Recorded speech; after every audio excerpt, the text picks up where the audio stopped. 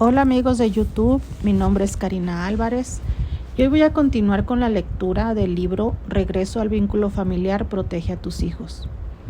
En el primer video les leí la parte 1 que se llama El fenómeno de la orientación a los compañeros y les leí el subtema 1, ¿por qué los padres importan hoy más que nunca? Que podría decirse que les leí la parte 1.1. Ahora voy a leerles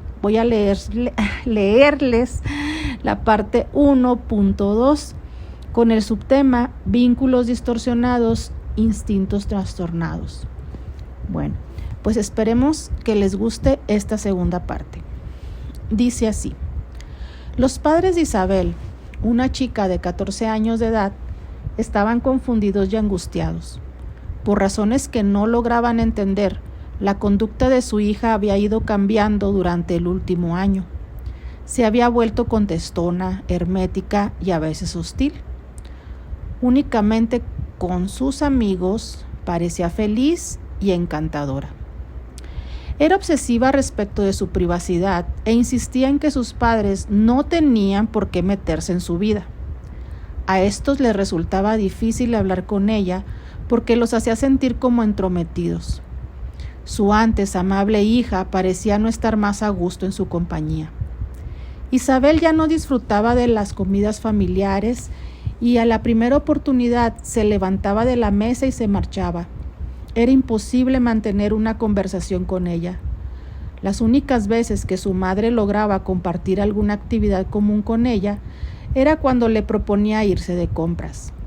La chica, a la que hasta ahora pensaban conocer bien, se había transformado en un enigma. A los ojos de su padre, la inquietante nueva actitud de Isabel era solo un problema de conducta. Quería alguna sugerencia sobre cómo volver a la rutina normal, pues los métodos usuales de disciplina le habían fallado. Imponer sanciones, no darle dinero, prohibir salidas. Todas estas medidas solo habían conducido a mayores dificultades. Por otro lado, la madre se sentía explotada por su hija e incluso sentía que su hija abusaba de ella. No lograba entender la conducta de Isabel. ¿Era una rebelión normal en un adolescente? ¿Era todo cuestión de hormonas? ¿Tenían ellos que preocuparse? ¿Cómo debían reaccionar? La causa de la desconcertante conducta de Isabel se aclara enseguida al imaginar la misma situación en el reino de los adultos. Imagina que tu cónyuge o pareja de golpe comience a actuar de modo extraño. No te mira a los ojos, rechaza tu contacto físico, te habla con monosílabos y de mala gana. Evita interacciones y esquiva tu compañía. Luego imagina que busques asesoramiento con un amigo o amiga. Tu amigo o amiga te diría: ¿has probado darte un tiempo de aclaración? ¿Has impuesto límites y has dejado en claro tus expectativas? A todo el mundo le resulta obvio que, en el caso de los adultos, no se trata de un problema de conducta, sino de un problema de relaciones. Y probablemente la primera sospecha que resaltaría es que tu consorte o tu pareja tiene una aventura extramarital. Lo que nos parece tan claro en adultos nos desconcierta cuando ocurre entre padres e hijos. A Isabel lo único que le importaba eran sus amigos. La única búsqueda que tenía en mente, estar en contacto con sus amigos. Competía con el vínculo con su familia. Era como si tuviera una aventura amorosa. La analogía con la relación amorosa cuadra por distintas razones, no siendo la menor de ellas la sensación de frustración, de rechazo, de traición y de dolor que experimentaban los padres de Isabel. Los humanos pueden tener muchos vínculos con el trabajo, la familia, los amigos, un equipo deportivo, un icono cultural, una religión, pero no soportamos vínculos en competencia. En el caso del matrimonio, cuando un vínculo, el que sea, interfiere o amenaza la cercanía y relación de la pareja, se experimenta como un engaño en el sentido emocional de esa palabra. El hombre que evita a su esposa y obsesivamente pasa su tiempo en Internet suscitará en ella emociones de abandono y celos. En nuestra cultura, las relaciones entre compañeros compiten con los vínculos de los niños por los adultos. Con toda la ingenuidad, pero con devastadores efectos, los niños están involucrados en aventuras entre ellos. ¿Por qué debemos volvernos conscientes del vínculo? ¿Qué es el vínculo? Dicho muy sencillamente, es una fuerza de atracción que acerca a dos cuerpos, sea en sentido físico, eléctrico o químico. Es la fuerza más poderosa del universo. Lo damos por sentado cada día de nuestras vidas. Nos mantiene apegado a la tierra y hace que nuestros cuerpos sean de una sola pieza. Preserva juntas las partículas del átomo y mantiene a los planetas en órbita en torno al Sol. Da su forma al universo. En el campo de la psicología, el vínculo es el meollo de las relaciones y del funcionamiento social. Entre humanos, el vínculo es la búsqueda y el mantenimiento de la proximidad, de la cercanía y de la conexión física, conductual, emocional y psicológica. Al igual que en el mundo material, es invisible y como sea, resulta fundamental para nuestra existencia. Una familia no será tal sin vínculos. Cuando hacemos caso omiso de sus inexorables leyes, caemos en problemas. Somos criaturas enlazadas, seamos o no conscientes de ello. Lo ideal sería que ni siquiera llegáramos a ser conscientes de los vínculos para sentir su fuerza como algo natural, como la gravedad que mantiene nuestros pies sobre el suelo, los planetas en su órbita, la brújula indicando al polo norte. No es preciso entender el vínculo ni siquiera saber que existe para beneficiarnos de su operación y potencial. Del mismo modo como no se requiere entender de computación para usar el ordenador. Ni es necesario saber de motores para conducir un coche. Solo cuando las cosas dejan de funcionar es cuando se requiere ese conocimiento. Es primordialmente el vínculo lo que orquesta los instintos del niño, lo mismo que lo de los padres. Mientras el vínculo funcione, nos basta conseguir nuestros instintos, automáticamente y sin pensar. Cuando los vínculos se desvían, lo mismo ocurre con nuestros instintos. Afortunadamente, nosotros los humanos podemos contrarrestar nuestros instintos distorsionados, incrementando nuestro conocimiento de lo que se ha dañado. ¿Por qué debemos volvernos conscientes de los vínculos en la actualidad? Porque ya no vivimos en un mundo en que podamos dar por sentado dicho vínculo. La economía y la cultura actuales ya no nos proporcionan el contexto para el vínculo natural de los niños con aquellos adultos que los cuidan.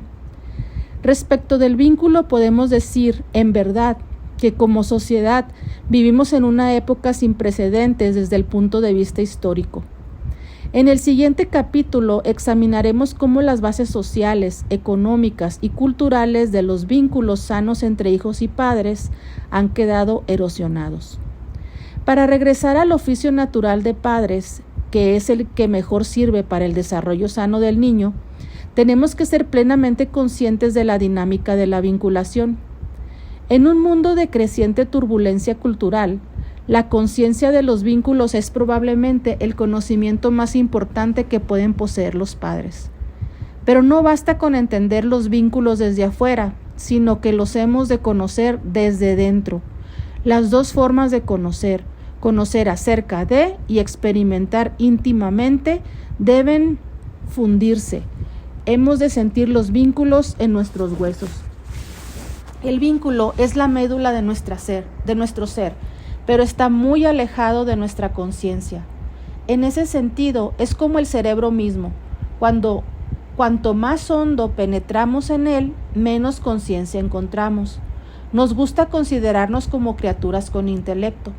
A nuestra especie le llamamos Homo sapiens, hombre que sabe, pero la parte pensante de nuestro cerebro es con todo solo una capa delgada, mientras que una parte mucho mayor de nuestros circuitos cerebrales está dedicada a la dinámica psicológica que soporta a la vinculación. Ese aparato que acertadamente se le ha denominado cerebro del vínculo es donde nuestras emociones inconscientes y nuestros instintos residen. Nosotros los humanos compartimos esa parte de nuestro cerebro con otros muchos seres, pero solo nosotros tenemos la capacidad de ser conscientes del proceso de vinculación. En la vida psicológica del ser humano joven y en desarrollo, y esto vale también para muchos adultos, el vínculo es lo que más cuenta. Para los niños es una necesidad absoluta, incapaces de funcionar por ellos mismos, tienen que apegarse a un adulto.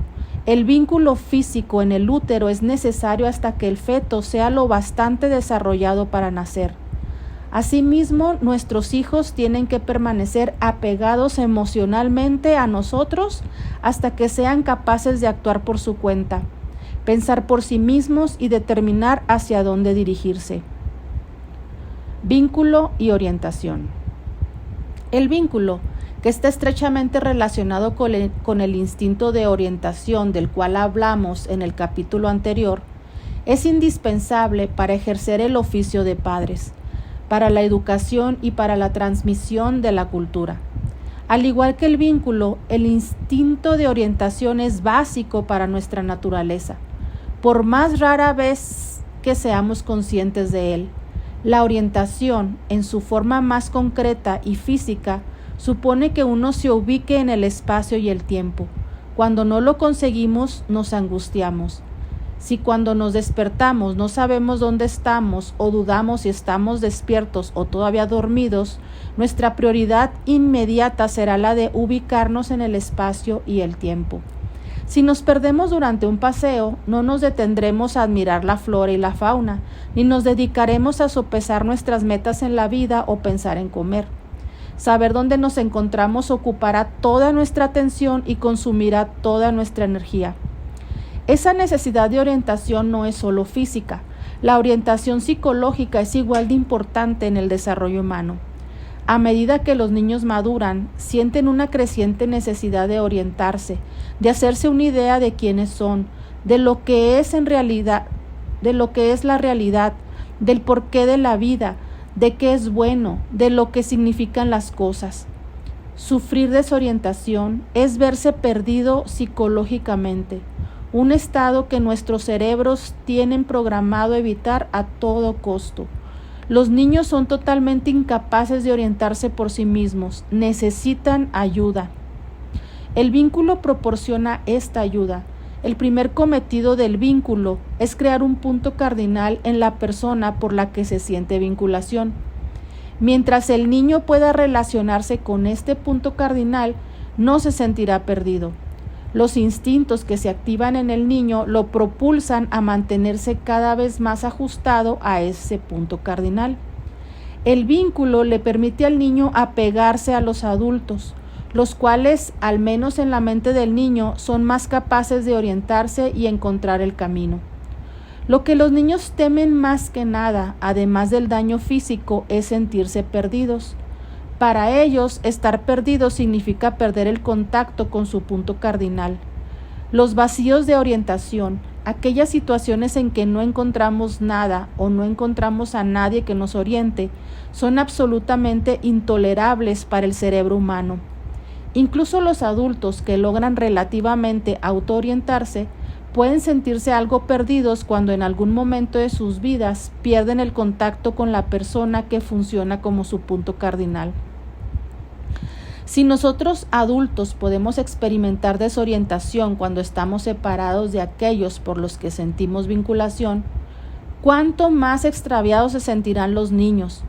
Todavía recuerdo lo abandonado que me sentí cuando se fue la señora Ackerberg, mi maestra de primer grado, a la que yo estaba muy apegado. Me sentí como un alma perdida, a la deriva sin propósito.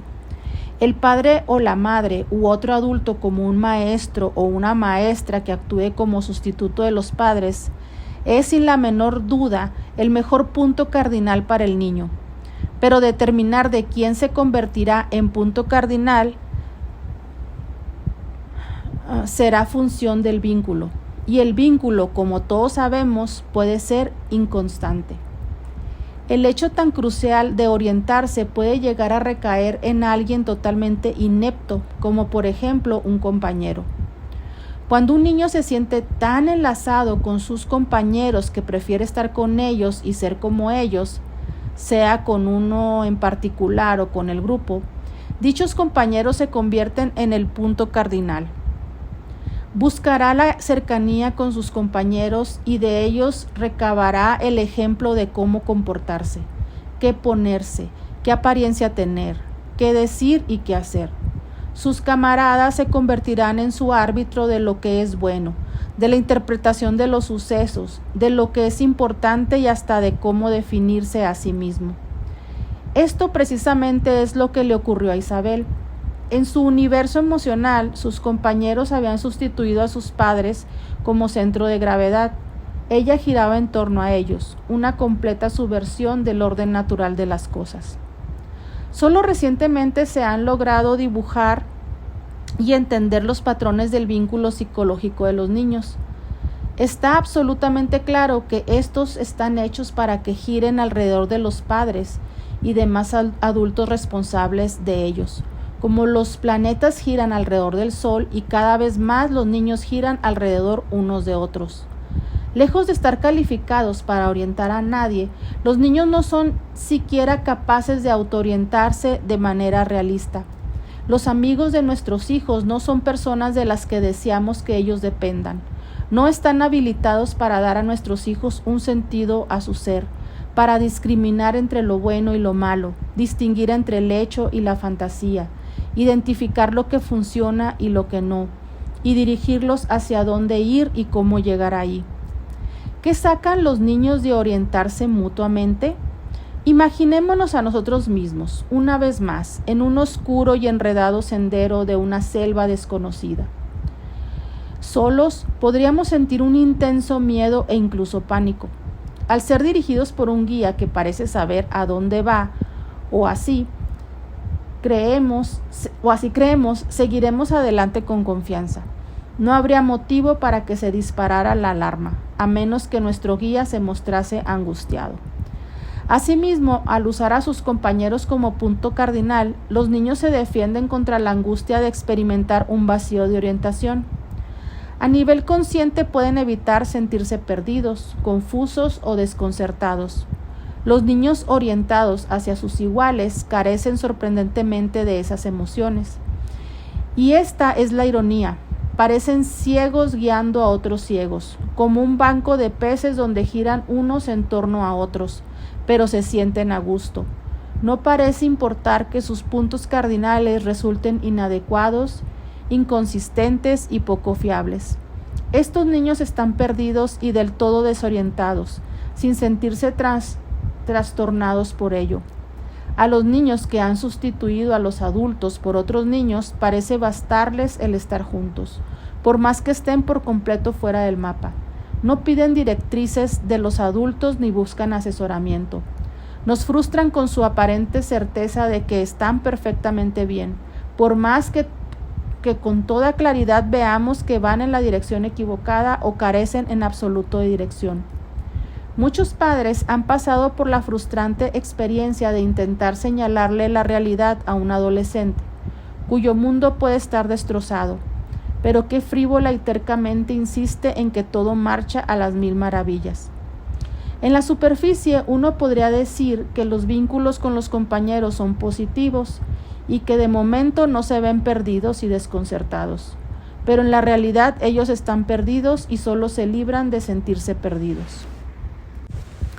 Bueno, pues me faltó leer las 6 formas de vinculación, pero esas se las voy a leer en otro video para que no se haga tan largo y para que se queden aparte porque se me hace muy muy interesante.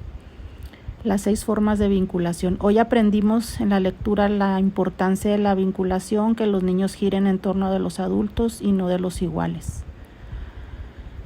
Y en la próxima vamos a ver qué 6 formas de vinculación hay.